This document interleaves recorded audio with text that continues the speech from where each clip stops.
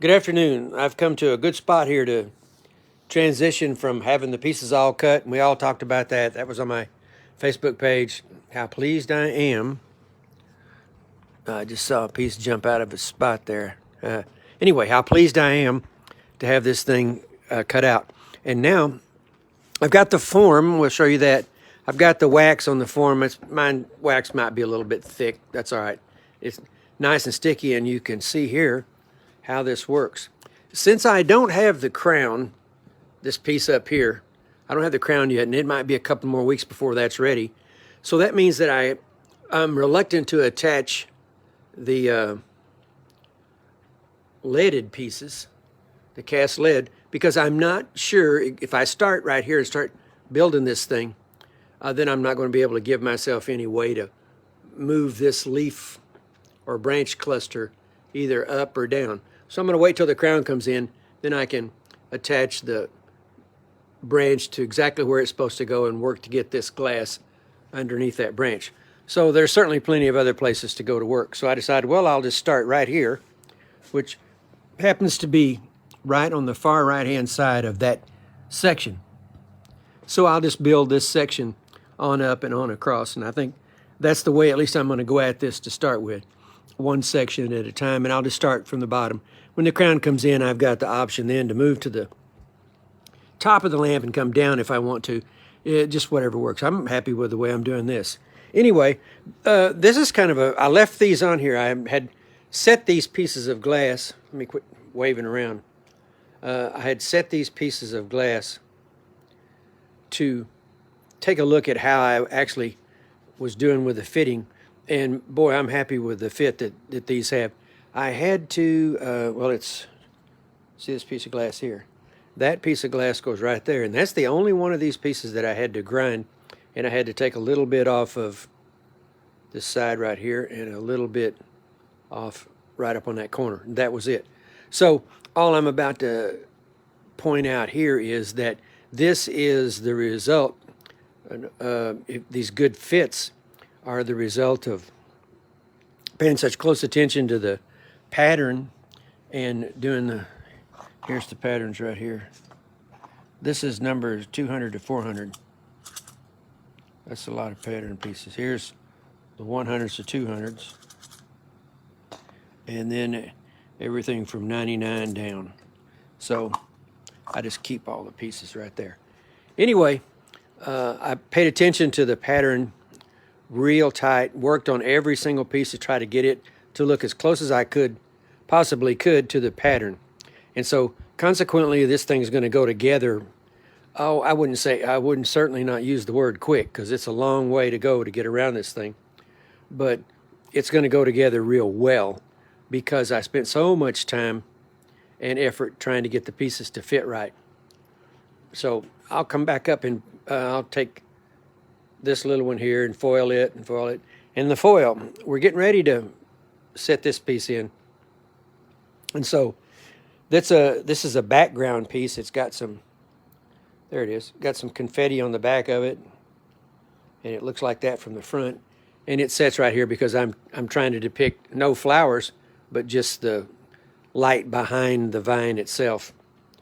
And so I can't foil that with one hand, but you can see where I started the foil right there on that corner, come around. And the idea here is to put the foil on and have that piece of glass right in the center of that foil. Now, this is 3/16 foil. I've got some 7/32 here, but 7/32 right here, but it's a little too wide. And on a lamp like this with this much intricate detail, and particularly pieces that look like that, like these long slender pieces, then you're going to need to get into the least or the narrowest of these foils, and that's the 3/16. And so what that leaves me, I think if the math is right here, that's a 32nd of an inch to solder. And what that shows up is right there. And so, well, why do we want it that thin or that narrow across there? Well, what you're really looking for is the more glass that you can expose, then the more color or more light that's going to come through there. And it's kind of like, you know, I'm trying to give as much exposure as I can to each piece of glass, but provide a matrix or a grid strong enough to hold the glass together. So if you're real determined throughout building your lamp or a lamp, real determined to get the pieces to fit close to the pattern, well, it's just, you know, no surprise that the lamp is going to go together better and the quality of the work is going to be evident. So anyway, that's where we're headed. And I guess, oh, and I should mention, I went ahead and I had this 3/4 inch piece of plywood here. And so I worked that piece of plywood down to the exact diameter I wanted it to be, pushed it up into this cavity of this fiberglass mold, and then I've put a screw through in 4 places on this thing. And attached to the bottom of it is a fitting that I've worked out, and this male part of the fitting goes into a vise that I already have, and that vise allows the lamp to be moved all different directions, because when we start getting ready to solder this thing, I might have to have it right in to solder this area right here. I'm going to have to be in the horizontal or flat. So I would have the vise hold the lamp at this position and solder right there. And because the lamp will rotate, I can move around, maintaining this part of the lamp as I move around in the horizontal, able then to solder all along here. So that's the plan. And that's usually the way this works. Anyway, I'm thankful that I went ahead, I had this thing more or less flat on the table. I've got this fitting here recessed back up under here enough where it doesn't hit if you lay the form down flat. And so I started thinking I would work on this form with it flat, but then I wanted to work on these pieces here, so I put the piece here back in there to tilt it, and then when I get ready to work up in here, if I want to work with the form flat, then I'll just unscrew this and then it'll set flat. So pretty much got this figured out. You're just trying to get in a position where it's relatively easy to, and you don't have to move around much to get this work done. And I actually was, man, I was really pleased that these fit together as well as they did. That throughout this whole process, I've been concerned with that, because that's kind of the holy grail of the whole thing, is cutting glass to pattern. And so I was hoping that I would get a good result, and I felt like that I had worked so hard on all of the pieces without exception to get them to fit, then I would get a pretty good fit. And so I'm happy with that. And if there's something wrong with it, I would be upset about it. So will I have to grind any more glass? Oh, certainly. Will I have to recut any of these pieces? That possibility certainly exists too.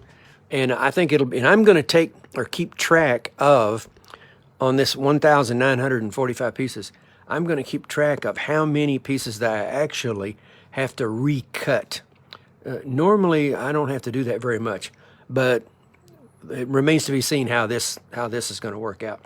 I do know that as I came down from the top, like doing anything else, if you're doing something that's real difficult, but you're doing it for a long period of time, the work or where you started, if your head's in the game and you're really trying to do good work, then as you progress on down through a piece onto the bottom, then actually, I don't know, I think it should get better.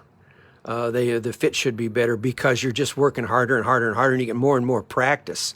Not like I needed a whole lot of practice, but you know, that's, I think, the nature of the beast. I'm thinking that the work in the lower end, which is a good place to really hit your peak, kind of like a ball game or a football team. You know, if you're going to hit the peak at the end of the season into the playoffs. Well, the bottom part of this lamp, where the pieces got more and more difficult to shape, is a good place to have reached a peak of your skill level.